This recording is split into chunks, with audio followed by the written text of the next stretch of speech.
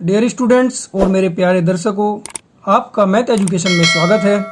आज मैं आपको एचसीएफ और एलसीएम के लिए पार्ट 2 में बहुत ही इंपॉर्टेंट क्वेश्चन लेकर के आया हूं, जो आपके कॉम्पिटिटिव एग्जाम की दृष्टि से बहुत ज़्यादा महत्वपूर्ण है। चलिए शुरू करते हैं।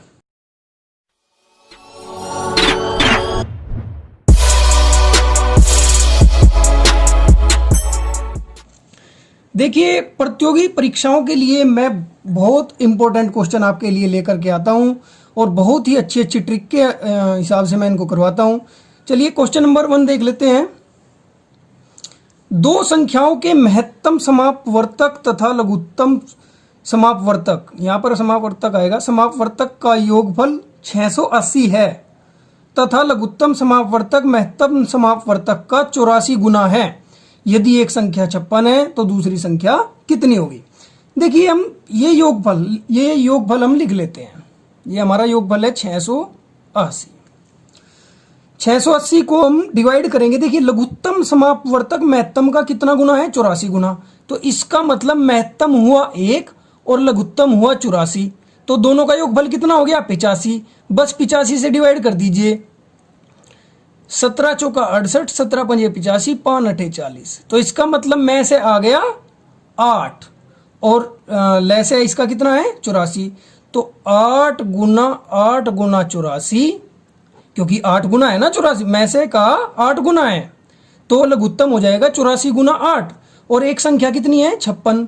दूसरी संख्या निकालने के लिए क्या करते हैं? मैं से गुना ले से बटे पहली संख्या, तो 56 से डिवाइड कर देंगे। 7 अठी 56 और 7 से 12 बार और 12 अट्ठे 96।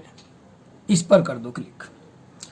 ये बहुत ही ज्यादा इंपॉर्टेंट क्वेश्चन है और ये जितने भी क्वेश्चन मैं लेकर के आता हूं ये सारे आपके कॉम्पिटिटिव एग्जाम में आए हुए हैं, एसएससी और अदर एग्जाम में भी आए हुए हैं। देखिए, बहुत इंपॉर्टेंट क्वेश्चन है। नेक्स्ट क्वेश्चन, दो संख्याओं का अनुपात 15:11 है।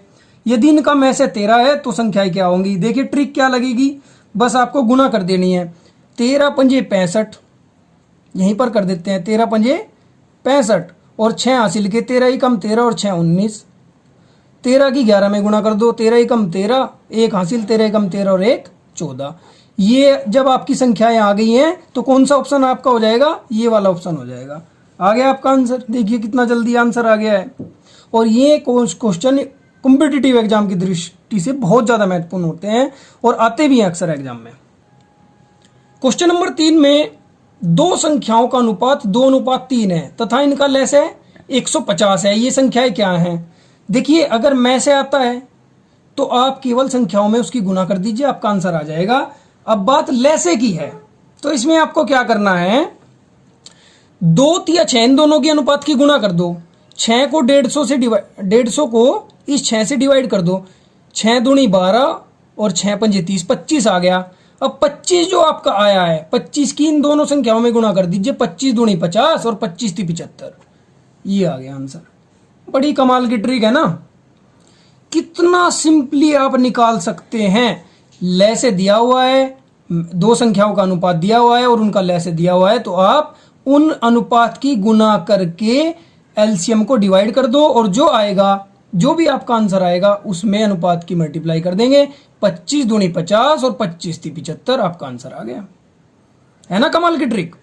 क्वेश्चन नंबर 4 में दो संख्याओं का में से 8 है। नीचे दी गई संख्याओं में से कौन सी संख्या इन संख्याओं का लघुत्तम समापवर्तक नहीं हो सकती है?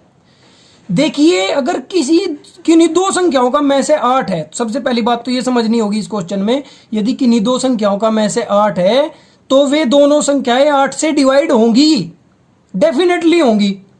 अगर किन्हीं संख्याओं का में से 8 है तो वे संख्याएं, दोनों संख्याएं 8 से विभाजित होंगी। बस इस क्वेश्चन का खेल अब समाप्त और ये आपका आंसर आ गया। मैंने लगा दिया ये आंसर। अब आप कहोगे ये कैसे लगाया? देखिए, 8 से कौन डिवाइड हो रहा है? 24 भी डिवाइड हो रहा है, ये तो होगा नहीं। 48 भी डिवाइड हो रहा है, ये भी नहीं होगा। और 8 सती 56 भी डिवाइड हो रहा है, ये भी नहीं होगा। तो आंसर क्या हो जाएगा? कौन सी संख्या इन संख्याओं का लघुत्तम समापवर्तक नहीं हो सकती? 60 जो है लघुत्तम समापवर्तक नहीं हो सकती, क्योंकि 60 जो है 8 से डिवाइड नहीं होता है। नेक्स्ट क्वेश्चन में दो संख्याओं का योग 45, इन संख्याओं का अंतर इनके योग का 1/9 है। देखिए समझने की कोशिश करिए। दो संख्याओं का योग 45 है, माना संख्या x और y है, दोनों का योग इनका कितना है 45, और इनका योग इनके अंतर का 1/9 है।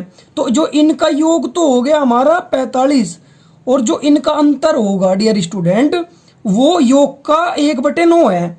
तो यानी 9 × 5 = 45, अंतर हो गया 5। अब क्या करेंगे, संख्या निकालने के लिए इसको जोड़ो और 2 से भाग कर दो। तो 45 और 5 50, 50 को जब आप 2 से भाग करेंगे तो आएगा 25। तो एक संख्या 25 होगी, दूसरी संख्या 20 होगी, क्योंकि दो का योगफल 45 है। ठीक है ना, समझ में आ गया ना। अगर दो संख्याओं का योग 45 है तो वो संख्या एक तो 25 होगी तो दूसरी 20 होगी।